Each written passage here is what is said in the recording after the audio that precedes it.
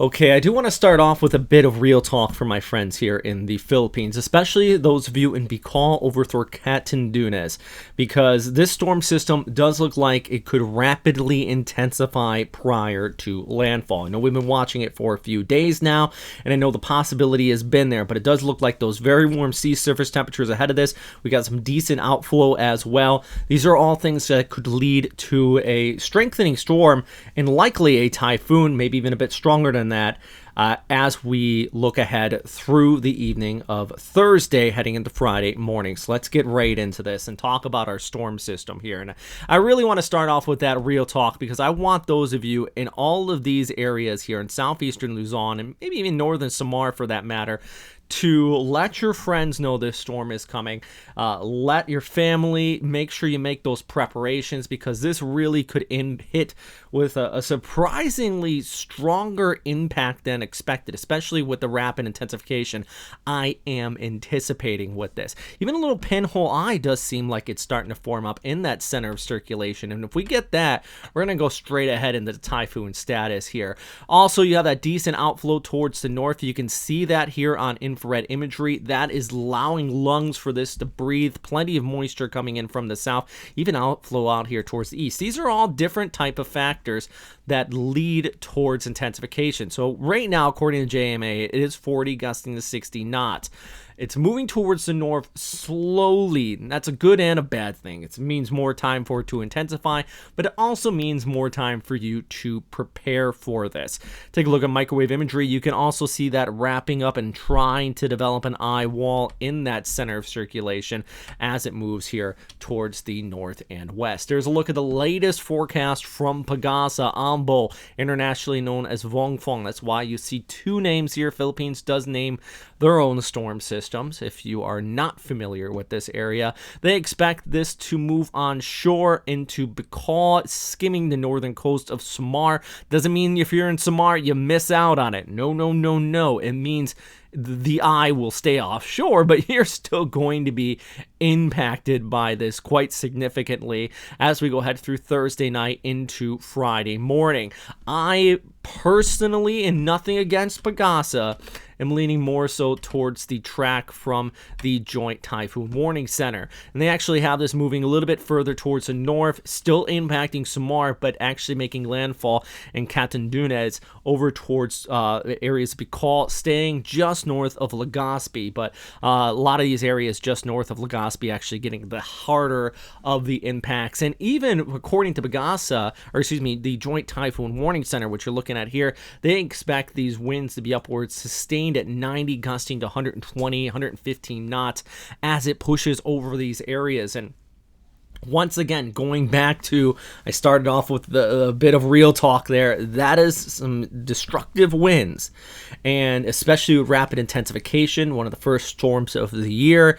The fact that one of the main media sources is offline right now, there's a lot of factors into play, not to mention a lot of people are stuck at home with the ongoing pandemic. So, we got a lot of factors in play here with this storm system, and that's why I really want to stress, if you got any friends or family here, make sure everybody's aware of some of these main points. Landfall in Bicol, Catanduanes, heavy rainfall, damaging winds possible. Preparations need to be made now. Maybe you're in a safe area and you don't feel like you need to evacuate, but you got to make sure that those loose items are tied down. You don't want to be that person who's, just something they had out in their backyard ends up in the neighbors and it ends up with injuries or anything worse. Just secure things. You guys are used to typhoons. How many typhoons do we get a year in the Philippines? You know what to do. The big thing is just making sure that everybody does what they know what to do. This is the HWRF passing over Catanduanes over towards Luzon. I know it loops through pretty fast here.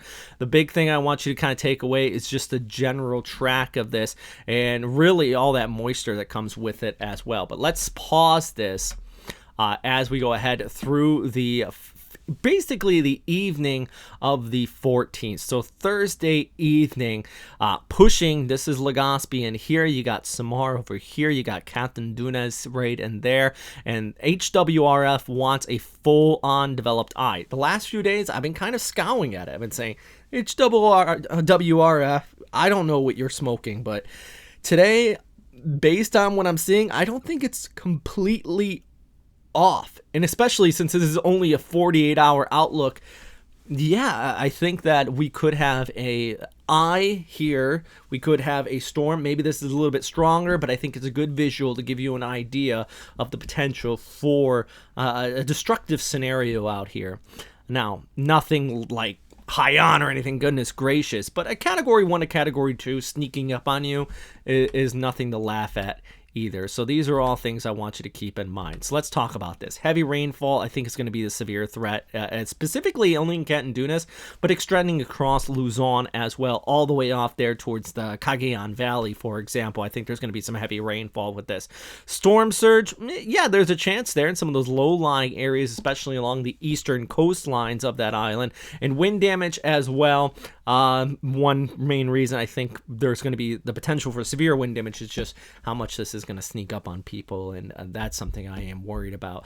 Not catastrophic wind damage, but enough to relocate some lighter items out here. So these are all things I want you to remember. This is the rainfall I was talking about. Look at this. This is indicating from the ECMWF model. I kind of agree. I do agree, and not kind of, with this.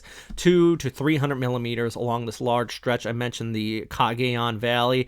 Look at that. That's some pretty heavy rainfall there as well. Enough to cause significant localized flooding with this. So just one more thing to talk about here. And then taking a look ahead, I know people out here in Okinawa have been asking about it. I do think this could get absorbed with the rainy season front and bring some additional rainfall. I know Ishigaki-jima, by the way, got 126 millimeters. That is a lot of rain. That's nearly 5 inches of rainfall over the course of 1 hour yesterday. 1 hour. That is intense. That was associated with the rainy season front, not associated with any tropical system. So they're already getting the rainy season there. This could get absorbed with the rainy season front and bring some additional precipitation there. But I'm going to talk more on that as we go ahead through the week.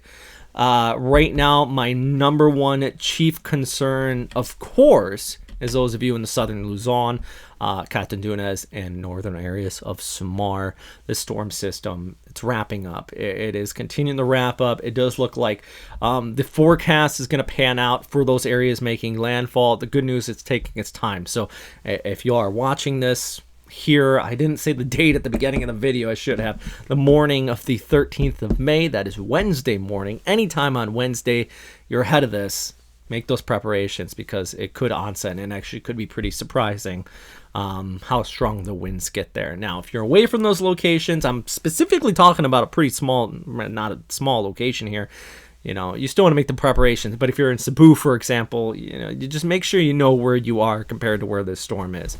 That's the big thing I want to take away. Oh, and Manila, I'll end with that. Manila, I think you're going to get some rainfall, nothing like high winds or anything like that. Maybe some localized urban flooding. These are all things to remember. Stay safe out there, guys. As always, thanks for watching. Please do go check out typhoon.ph. I also been working on posting stuff there too. Plenty of things going on here. So yeah, stay safe. This is going to be interesting as we go ahead through the next few days on this storm system. If you've got questions, let me know. Please, always appreciate that feedback. I don't mind answering questions. Number one thing is that I do if you're watching at this point, you watched the whole video. I get annoyed when people ask questions that are answered in the first 10 seconds of the video. So if you watch the whole video, as always, you are a legend. Stay safe out there.